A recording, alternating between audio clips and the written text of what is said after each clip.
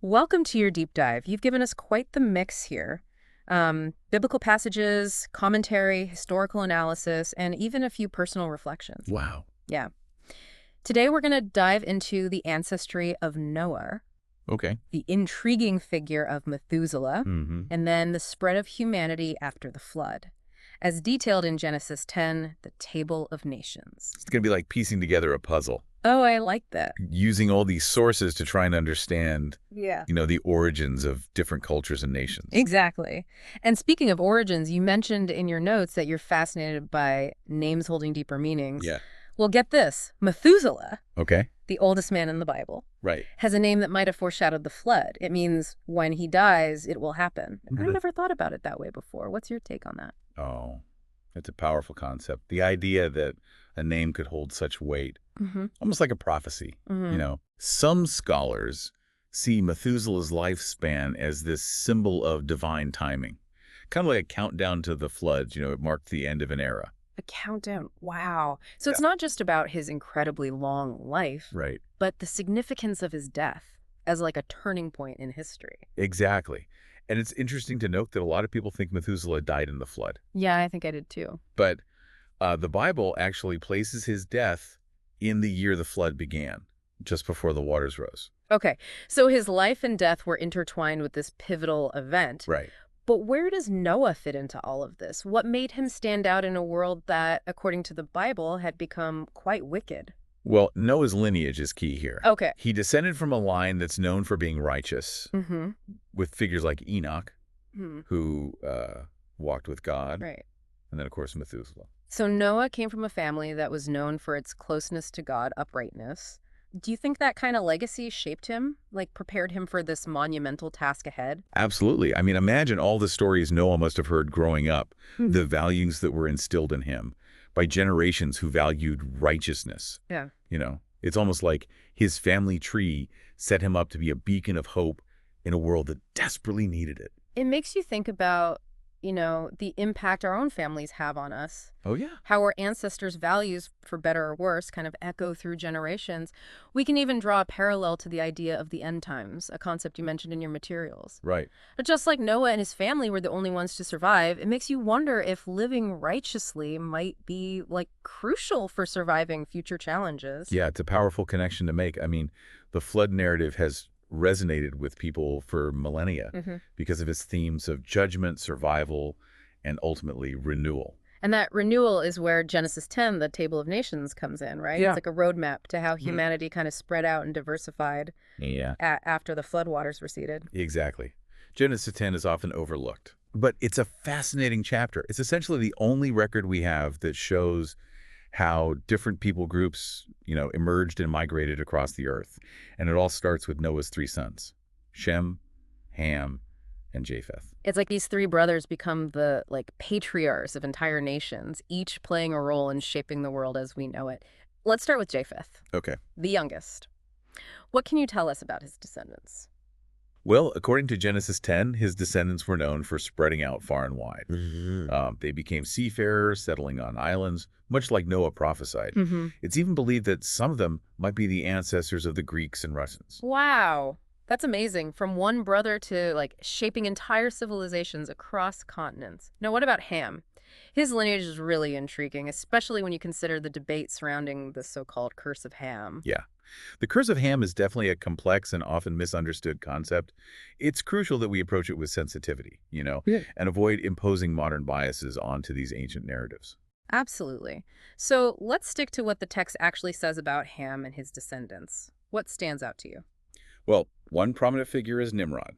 He's described as a mighty hunter before the Lord, Okay. and he established a kingdom that included Babel, which is the city where humanity attempted to build a tower to reach heaven. That's right, Babel, the story of human ambition and the consequences of pride. It's interesting that a descendant of Ham played such a pivotal role in that narrative. It is, but it's also important to remember that, while Nimrod is associated with Babel, he's also portrayed as this powerful leader. He built cities and established a kingdom. Right. This challenges the idea that Ham's lineage was somehow cursed. That's a crucial point. The text offers a much more nuanced perspective than what's often attributed to the curse of Ham. His descendants were instrumental in building powerful nations, which is often overlooked. Absolutely. It Yeah. really highlights the importance of reading these texts carefully and not just imposing modern interpretations onto ancient narratives. Now let's talk about Shem, the eldest son. His lineage carries particular weight, especially for those who follow the Abrahamic religions. Yes. Shem is the ancestor of the Hebrews, Mm. including Abraham, and ultimately Jesus. The word Semitic itself comes from Shem, Wow. which really highlights the importance of his lineage. You know, Yeah. So when we talk about Judaism, Christianity, and Islam, their roots can be traced back to Shem. And it's through his line that the whole story of the Israelites unfolds, a story that's central to the Bible. exactly. Shem's lineage is the one that carries the promise of a chosen people, a covenant with God, and ultimately the Messiah. It's incredible how Genesis 10 kind of lays out these genealogical connections, creating a narrative that links these ancient figures to, like, the emergence of these distinct cultures and nations, like we're witnessing the birth of civilization. Yeah, and what's even more fascinating is how many of these names in Genesis 10 can actually be connected to real historical civilizations and locations, like we talked about. Cush with Ethiopia, Right. Mizraim with Egypt, the Hittites, and so on. It's like holding this ancient map and seeing each piece fit. How these names from the Bible correspond to real places, like history coming to life. You know, it's easy to get lost in all the names and details, but it's important to kind of like step back. What does all of this mean for us today? What's the significance of Genesis 10 in the modern world? That's a great question. I think what stands out to me is this idea that all humans, no matter our background, culture, languages, are all descended from one family. A reminder of our shared humanity, Yeah. especially in a world that so often focuses on what divides us. We might have different customs, beliefs, and languages, Sure. but ultimately we all share the same ancestors. It's a beautiful concept, and I think Genesis 10 doesn't shy away from highlighting the diversity of humanity. Right. All the different languages, nations, territories that emerged, they're all framed within this larger narrative of a common origin. So our differences stem from a shared source. That's something worth remembering, especially today with so much emphasis on what separates us. Genesis 10 offers its powerful message of unity and shared heritage. It does. And also reminds us of how important it is to understand our history, our origins. Where do we come from? How do we get here? These are questions that have fascinated humans for centuries. And Genesis 10 provides some answers, some clues to try and unravel the mysteries of our past. But it also acknowledges the mysteries, right? There are still gaps, ambiguities, and interpretations that are debated to this day. Of course. It doesn't give us all the answers, but it sparks our curiosity and encourages us to keep exploring, keep searching for those connections. Exactly. It's not about having all the answers, but embracing that journey of discovery, Yeah. the ongoing quest to understand ourselves and our place in the world. Which is what makes this deep dive so exciting. Yeah. It's not about just absorbing information. It's about igniting that spark of curiosity, that desire to keep digging, keep asking questions.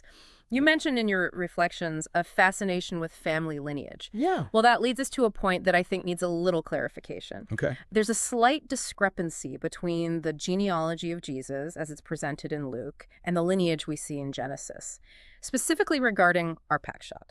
Okay. How do we reconcile these seemingly conflicting accounts? That's a great question, a Yeah. question that comes up a lot. The answer really lies in understanding different manuscript traditions. The Hebrew Bible that we use today is based on what's called the Masoretic text. Right. The Masoretic text is like the standard version of the Hebrew Bible. That's been used for centuries. Exactly. But there are other ancient manuscript traditions, like the Septuagint, which is a Greek translation of the Hebrew Bible, and the Dead Sea Scrolls, which contain some of the oldest biblical manuscripts we have. Oh, wow. So it's like having these different versions of the same story. Right. Each with its own little nuances, variations. And sometimes those variations can lead to discrepancies, like the one we see with Arpachshad. Right. And in this case, the New Testament actually follows a tradition that's closer to the Septuagint and the Dead Sea Scrolls, which are older than the Masoretic text. Okay. And these older manuscripts actually include an extra generation in the lineage, which would explain the difference. So the New Testament draws on a more ancient manuscript tradition. It's not about the Bible being inaccurate, but about understanding the context of these different versions and how the biblical text evolved over time. Exactly. And it's important to remember that these little discrepancies don't undermine the core message or the spiritual significance of the Bible. They just reflect the complex history of the text itself. Fascinating how these ancient manuscripts can still spark such debate and discussion, even today. It shows that the Bible's not just the static text, but a living document. Now, Genesis 10 briefly mentions ancestor worship, a practice that was pretty common in some ancient civilizations. How does that contrast with the biblical view of God? That's a great observation. Ancestor worship was very common in lots of ancient cultures. Yeah. Ancestors were venerated and often seen as intermediaries between the living and the divine. Right. But the Bible offers a very different perspective. Right, because in the Bible, there's only one God, Hmm. and he alone is worthy of worship. Exactly. The Bible emphasizes this direct relationship with God, a personal covenant that doesn't rely on, like, ancestral veneration. And it's interesting how Genesis 10 kind of subtly hints at this contrast by presenting these genealogies within the framework of God's plan. Yeah. It's not about glorifying ancestors, but about understanding our place in God's grand narrative, of creation and his sovereignty. That's a beautiful way to put it. Genesis 10, while seeming like just a list of names and lineages, is actually this really rich tapestry. Woven with historical, cultural, and theological threads, it gives us a glimpse into the origins of humanity, the spread of cultures, and ultimately the connection between all people under the watchful eye of a single, all-powerful God. It's mind-blowing. And it all started with a flood, a boat, 3 brothers, and a table of nations. But here's something else to think about. You mentioned you're interested in themes of renewal and new beginnings. Yes. Well, the flood itself is a symbol of that, right? Like wiping the slate clean, a chance for humanity to start over. Absolutely. It's often interpreted as a story of judgment, but also a story of renewal. Yeah. It reminds us that even when we face destruction, there's always hope for a new beginning. And just like the floodwaters receded, giving way to a new world, we can also experience those moments of renewal, those opportunities to let go of the past and embrace a new chapter. Beautifully put. The flood story really resonates with us all on such a deep level. It reminds us that even when things seem really hopeless, there's always the possibility of a fresh start. It's a message that's both comforting and empowering. And it brings us back to Genesis 10, where we see humanity rebuilding. It's a testament to resilience, the enduring power of hope. But before we move on to explore the geographical and cultural connections in Genesis 10, let's just pause here for a second and reflect. Yeah. What stands out to you? What questions are you thinking about? Yeah.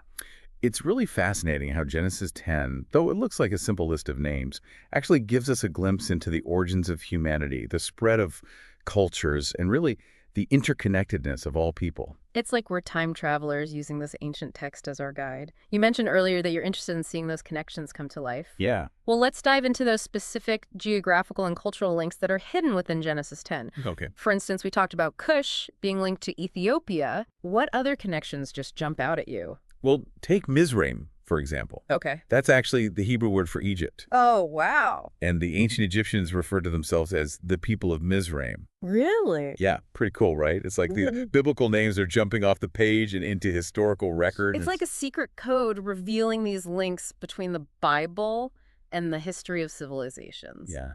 So Mizraim equals Egypt. Uh-huh. What other fascinating connections can we uncover? Well, how about the Hittites? Correct. They were a really powerful group in ancient Anatolia, which is modern-day Turkey. Right. For centuries, scholars thought they were just a myth, something made up in the Bible. Interesting. But then in the 19th century, archaeological discoveries confirmed that they really existed. Wow, so it's like the Bible was giving us a sneak peek into history. Yeah, exactly. Yeah. These discoveries reinforce the idea that Genesis 10 isn't just some made-up story. It's grounded in actual history. It really is. And there's more, right? Oh, yeah. Remember those descendants of Japheth, Gomer, and Magog? Yes. Well, some scholars believe that Magog might be linked to the Scythians, those nomadic people who roamed the steppes of Eurasia. Right. So from the biblical text to these ancient nomadic tribes. Yeah, it's incredible. And these are just a few examples, right? Of course. There's so many more connections waiting to be discovered.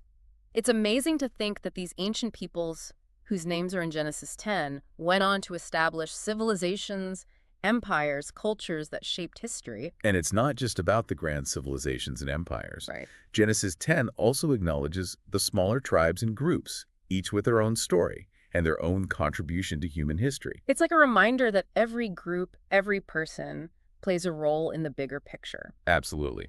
It makes you consider the impact, both big and small, that people can have over time.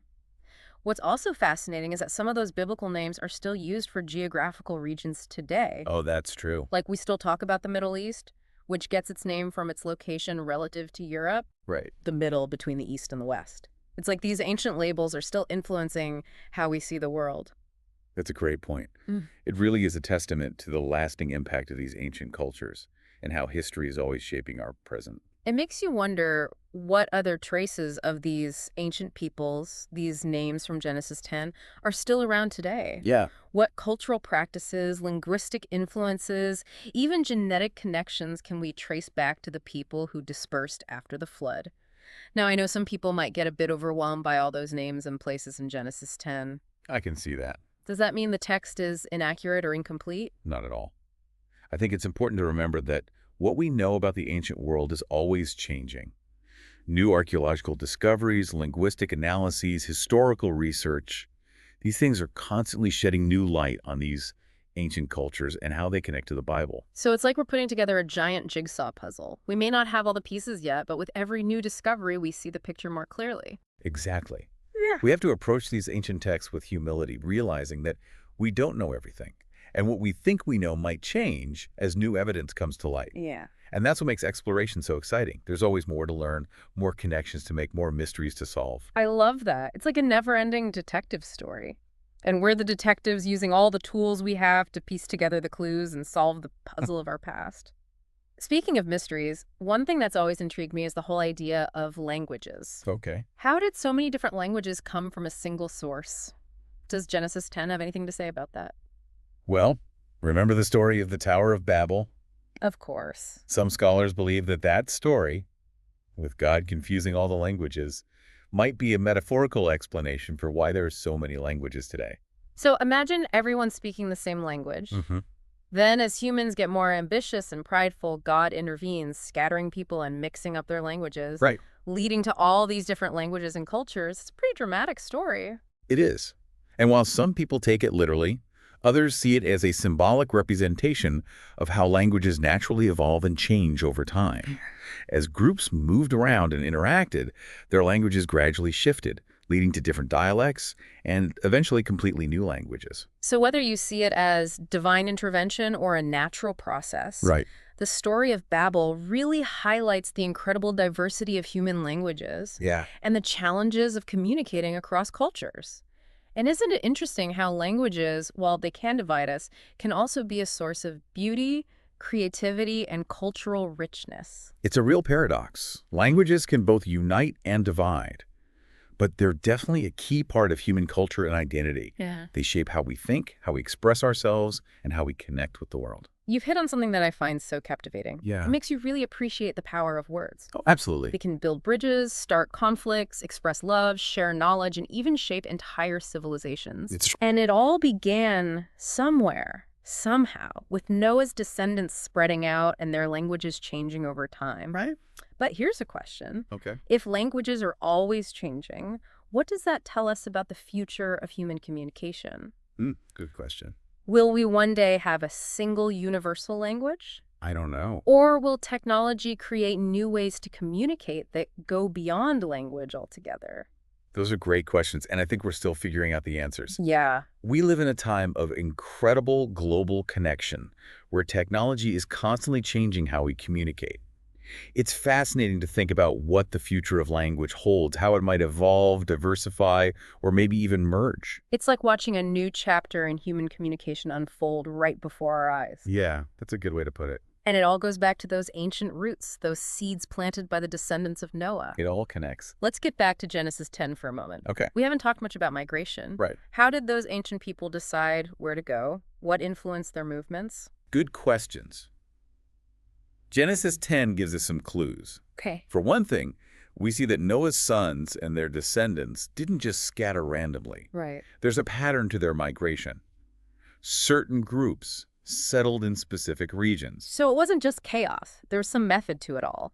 What factors might have influenced those patterns? Well, think about environmental factors. Okay. Ancient people were drawn to places with good land, access to water, and favorable climates. Makes sense.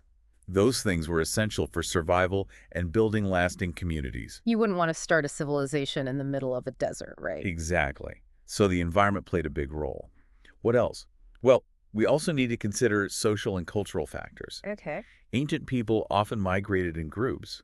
They wanted to be in areas where they could hold on to their cultural identities and traditions. I see. So they might have been drawn to places where they had family ties, shared languages, or similar religious beliefs. So it was about finding a sense of belonging, a place where you could connect with others who shared your values. It's a theme that's still so relevant today. Oh, absolutely. We see people migrating for economic opportunities, political freedom, or religious asylum, all searching for a better life. Right. The desire for belonging and community is a strong force that has shaped migration throughout history. Absolutely. We see it reflected in Genesis 10 with these ancient groups connected by family, language, and culture, looking for new homes and starting communities in different parts of the world. It reminds us that our stories are intertwined and that our journeys, even though they might be separated by thousands of years, share common threads of hope, resilience, and the human spirit. Now, let's focus on a specific place mentioned in Genesis 10, the land of Canaan. Yep. Why is that region so significant, and what part did it play in the biblical narrative? The land of Canaan, which is roughly where Israel and Palestine are today, is incredibly important in the Bible. Yeah. It's the land that God promised to Abraham and his descendants, Right. the land where the Israelites would build their kingdom. So it's not just any land, it's the promised land. Exactly. A land full of religious and historical meaning. And according to Genesis 10, the Canaanites were already there when Noah's descendants arrived. So they were there first. Yes, the Canaanites were a diverse group of people who were living in the land before the Israelites came. And their presence eventually led to conflict and conquest, as the Israelites, led by Joshua, tried to claim the land that God had promised them. It's a reminder that the biblical narrative isn't always peaceful. It's a story of conflict, conquest, and the struggle for survival. It is. Themes that, unfortunately, are still very relevant today. It's a sobering thought. Yeah. But it's important to recognize the complexities of history and not oversimplify things. Right. The story of the Israelites and the Canaanites is a complicated one, with ethical and theological challenges that people are still debating today. And those debates are important They are. because they make us wrestle with tough questions about justice, morality, and the role of faith in our actions. But we shouldn't lose sight of the bigger picture. Genesis 10, with its description of Noah's descendants spreading out, sets the stage for the whole epic story of the Bible. Yes, it does. It's a story of a chosen people, a promised land, and the unfolding of God's plan for humanity, a plan that would ultimately lead to the coming of Jesus. You've put it perfectly. Genesis 10 is the foundation for the rest of the biblical narrative. It's the starting point, the genesis of the story that would shape Western civilization and influence cultures all over the world. It's incredible to think about how these ancient events still affect us today and how the journeys of these biblical people continue to resonate with us. It is. And it all started with a flood, a boat, 3 brothers, and a table of nations. And an ancient text. Right. A story passed down over generations, a testament to the lasting power of words to shape how we understand ourselves, our history, and our place in the world. Speaking of words, let's look at some of the language used in Genesis 10. Okay. For example, there are several mentions of tongues and languages. How do those words connect to the idea of nations and the dispersal of Noah's descendants? That's a great question. In Genesis 10, the words tongues and languages are often used in the same way as families and nations. Interesting. It suggests that language was a key factor in how groups formed their identities and how they saw themselves as different from other groups. So it wasn't just about location, it was about language, how people communicated and how they expressed their cultural identities. Exactly. It's like language became a way to show you belonged, a way to separate us from them. And that connection between language and identity is still important today. Oh, definitely. We see it in how people identify with their native languages, their dialects, even their accents. It's true. Language is more than just a tool. It's a way to express who we are, where we come from, and what we believe in. Absolutely. You've touched on something that I find really fascinating. How much of our identity comes from the language we speak? Yeah. How does language shape our thoughts, our perceptions, even our understanding of the world? Those are big questions. They are questions that linguists and philosophers have been asking for ages. Yeah. And I think Genesis 10 with all its talk about different tongues and languages, makes us consider how language shapes human diversity. Yeah.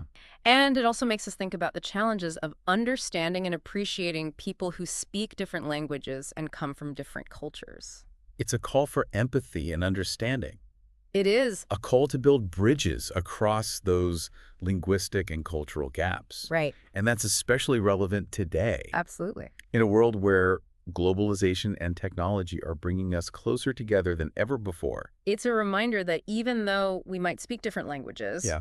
we share a common humanity, a common ancestry, Mm. and we have a responsibility to understand each other and communicate across those linguistic and cultural boundaries.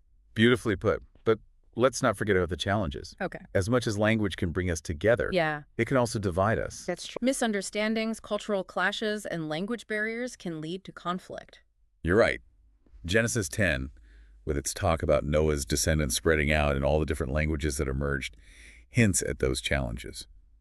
It's like a foreshadowing of the conflicts and divisions that would affect humanity throughout history. It reminds us that even though we're all part of the same human family, Yeah. we tend to create divisions, build walls, and define ourselves in opposition to others. It's a human tendency. And language can be used as a way to exclude, discriminate, and keep those divisions going. Sadly, that's true. It's important to acknowledge those darker parts of our history. Right. By recognizing them, we can learn from the past, try to build a more inclusive and understanding present, Yeah. and work towards a future where language is used for unity, connection, and celebrating our shared humanity. What a powerful message. It is. And it all comes from this ancient text, this table of nations that maps out the beginnings of human diversity and sets the stage for the whole story of the Bible. It's amazing to think about how those ancient words, those stories of migrations and family lines, still have meaning for us today. It really is. It shows the enduring power of stories and how our past shapes our present and continues to inform how we understand ourselves and the world around us. Absolutely. But let's not get lost in the grand narratives. Okay. Genesis 10 also gives us these glimpses into the lives of individuals, people who went on journeys, who built communities, who faced challenges, No. who made their mark on the world, however big or small. You're right. It's easy to get caught up in the big picture. Yeah. But we should remember that history is made up of individual stories, each one special, each one contributing to the human experience. Right. And Genesis 10, even though it focuses on genealogies and family trees, Right. it reminds us of those individual journeys, those personal stories that shaped the course of history. It's like each name in that table represents a life, a story, a legacy passed down. And those stories, though often forgotten, are the foundation of history. They're what civilizations are built on, how cultures are formed, and how the human story unfolds. That's a humbling thought. And it makes you wonder, doesn't it, about the hopes and dreams and fears of those people whose names are listed in Genesis 10? What challenges did they face? What victories did they celebrate? What stories did they tell? Yeah, it's like we're standing on the shoulders of giants, looking back through time, trying to understand those who came before us. And isn't that what history's all about? I think so. Connecting with those who came before us, Right. learning about their journeys, their struggles, their triumphs, and learning from their experiences. Absolutely. Genesis 10, with its table of nations and its glimpse into the lives of those who rebuilt the world after the flood, offers us a powerful connection to our shared past. And it reminds us that we're all part of this grand unfolding story of humanity. What a beautiful thought. It leads us to a question for you. As you think about the stories of the people mentioned in Genesis 10, what stands out to you the most? What makes you curious? What can we learn from those who came before us? Take a moment to think about those questions as we get ready to wrap up our deep dive into this incredible chapter of the Bible. It's incredible how such a seemingly simple list of names, like the one we find in Genesis 10, can spark such deep questions and reflections. I know, right? It really highlights what you were saying earlier about the ripple effects of history. It's like those three sons of Noah, they set off this chain reaction, creating this massive, ever-growing tree of cultures and stories that we're all a part of. Yeah, and what's even more fascinating is that those ripples extend beyond just historical events. We see echoes of Genesis 10 in art, literature, music, all forms of creative expression. It's as if this ancient text is still speaking to us today, sparking our imaginations. It makes us question our origins and our place in the grand scheme of things. Exactly. It's like Genesis 10 is holding this mirror up to humanity, both past and present, we see these threads, these shared experiences, Hmm. connecting us across time and cultures. Sure, we have different languages, customs, beliefs, but at the end of the day, we're all part of the same human story on this journey of exploration and discovery. That's a beautiful way to put it. And it makes you wonder, you know, what stories are we writing today that will be told centuries from now? What legacy will we leave behind? Genesis 10 reminds us that we're all part of something so much bigger than ourselves. Yeah. Our actions have consequences, ripple effects. Definitely a powerful thought to carry with us. Yeah. Our lives, our choices, our actions, they all add to that grand tapestry of human experience. But let's bring it back to Genesis 10 for a moment.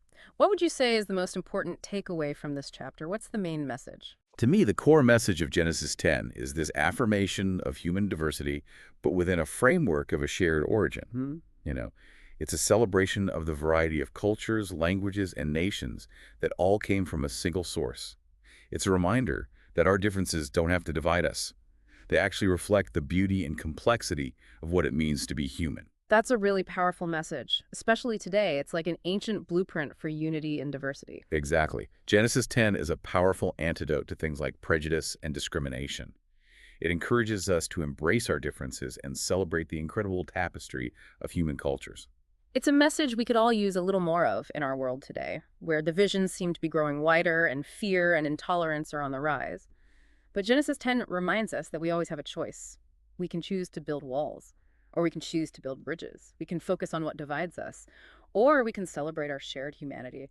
And I think that's the real challenge of Genesis 10, to see our diversity as a strength, not a weakness, Mm. and to use our unique gifts and perspectives to make the world a more just, compassionate, and connected place. Absolutely. It's a challenge worth embracing, to let go of fear, to choose empathy, and to celebrate our differences, and to work together to create a world where everyone feels like they belong, like their lives have meaning. Here's one last thought for you to consider. As we wrap up a deep dive into Genesis 10, if you could go back in time and ask Noah one question, just one, what would it be? What would you want to know from the man who saw both the destruction of the old world and the beginning of a new one? Wow, what a question. It really emphasizes how, despite being separated by thousands of years, we're still connected to these ancient people, their stories and their experiences. Their stories help us understand ourselves better, where we come from, and our place in this vast tapestry of human existence. Well, it's been an amazing journey exploring Genesis 10 with you today. We've uncovered so much, asked new questions, and really dug deep into the rich and complex history of humanity. As we wrap up this deep dive, we encourage you to keep exploring, keep asking questions, and keep searching for those connections that tie us to our past, to each other, and to the incredible story of humankind.